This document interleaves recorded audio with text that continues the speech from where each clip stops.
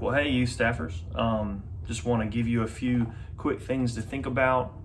Been trying to make sure that we send out a consistent training for you every month. And today we're going to talk about how to counsel students. And this can be really for anybody, but primarily for students and for college students. And so here's kind of just a handful of things. Want to make this super fast, but also want to make sure that we talk through kind of what it means to counsel a student.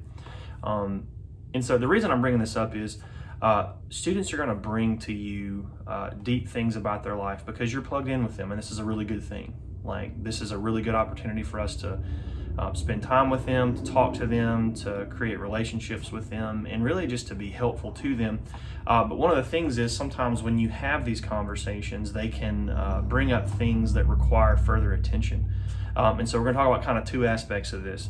Really is how to counsel a student, and then how to take this to another place if they tell you things that you need to let someone else know. So first is 90% of the time, most of your conversations are just going to be essentially about their life and their relationship with the Lord or their lack thereof. And so the big things are this. You want to make sure you just listen to them. I know that sounds really simple, but I think most of the time this is what students really need. They just need somebody to listen to them and to make sure that they feel heard, because so many times, especially in their place in life, they just don't feel like anybody really gives a rip. At least I felt like that when I was their age, and maybe you did.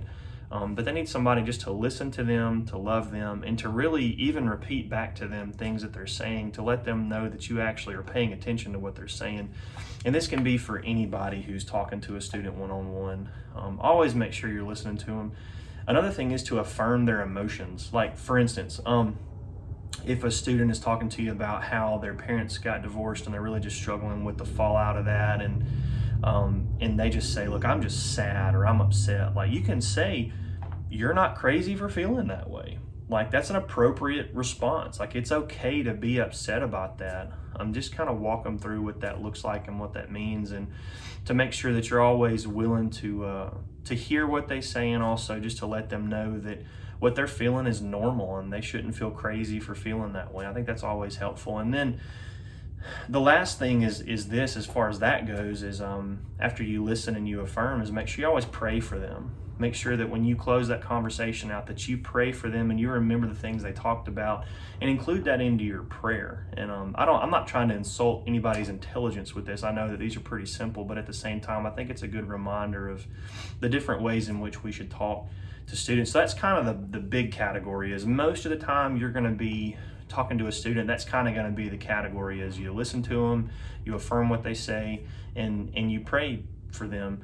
But then kind of knowing when to involve like a staff member, or knowing when to let somebody else know. Because, just by the way, if you didn't know this, if you work with students in the state of Louisiana, you are a mandated reporter, meaning that if they reveal to you that they are going to hurt themselves, any form of self-harm, that can be suicide, cutting, pills, whatever, or they tell you that they are being abused in one way or another, that has to be brought to somebody's attention, whether it's the parent, and then that gets tricky if happens to be the parent being the one doing the abuse. But anyway, if that ever happens, we are the first person you should come tell. Like, we want you to come talk to us. We want to hear about every conversation that you have. We want to affirm you in that and know what's going on in the students' lives, but these are extremely important. Like, if you hear that a student is self-harming, or that they have thoughts of self-harm,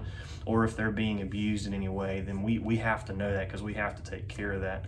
And those are really the things that we need to make sure we look out for. So let's say that you are talking to a student and they say they're experiencing some kind of abuse. You come to us, and we will make sure that we talk to the parents and go to the proper channels and make sure those things are done. The thing not to do is to not take them seriously. Even if it's a student who, and I know that we've all experienced this with students, we feel like maybe they're making it up, or maybe they're embellishing or whatever. The thing is, we have to take those things seriously, and we want to make sure we take those things seriously, because we want them to know that we value them.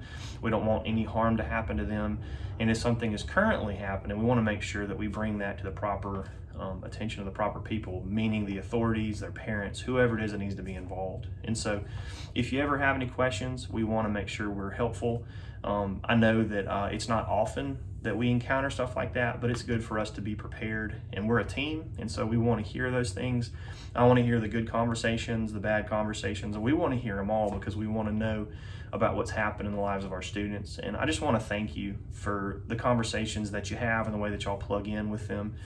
You are making a difference in their lives every week, and even you just being here. And I keep saying this, but even just your presence with them is so powerful and so helpful.